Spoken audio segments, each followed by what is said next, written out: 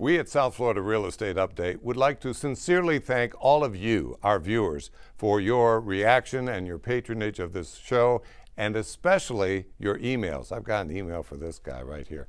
David Dunham of David Dunham Insurance. Thanks for being here again on South Florida Real Estate Update. Now, the last time you were here, you talked about windstorm insurance and how the state is trying to get Citizens out of the business. Correct. Citizens Property Insurance, which is the state-run insurer of last resort, is actively trying to reduce exposure. And by doing that, they are raising rates, they are dropping coverages, and they are actually spinning off policies to new companies that are coming into the market.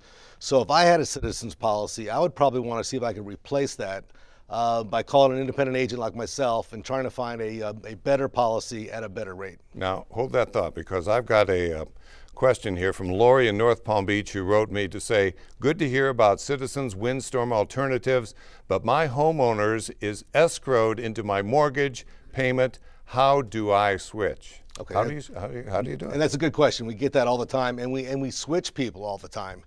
It's not hard to do at all. All the policies that are in the state, including Citizens, they're prorated policies. So if you come out of that policy any time during that term, whether you're in for 3 months or 6 months, the unused portion of that policy would be refunded back. So if you have an escrow account and you come out of your policy after 6 months, that 6 months of that refund will go back to your escrow account, and we would call the bank and tell them, we found a replacement policy. Please pay the new premium for the new policy. The refund from Citizens would go back to the escrow, and if you did get a better rate, it actually would help your escrow account, and you'd probably have lower payments going forward. So you might pay actually less for your homeowner's insurance. Most of the times, yes, that would be the case. Now, what kind of documentation do I have to bring into David Dunham Insurance to get this magic done? Okay, all we need is a copy of your declarations page. That's the first page of the policy that shows, besides your name and address, it shows when your policy is coming due, what your coverages are, and what the premium would be. And when you look at that declarations page, sometimes you see some surprising things, I imagine. It's amazing what we see. We see there's lots of bad policies out there. So if you're not getting a second opinion,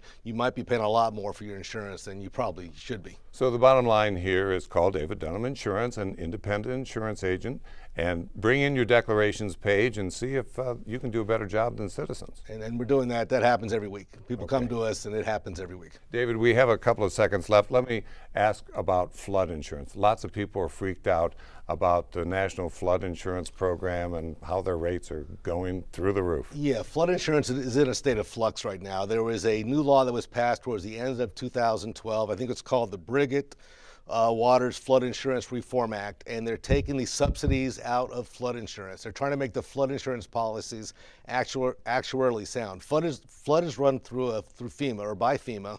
They're having a huge deficit, and they want to make up that difference. So unfortunately, by putting this law into place, some of the flood insurance policies have gone up 25, 50%, 100% or more.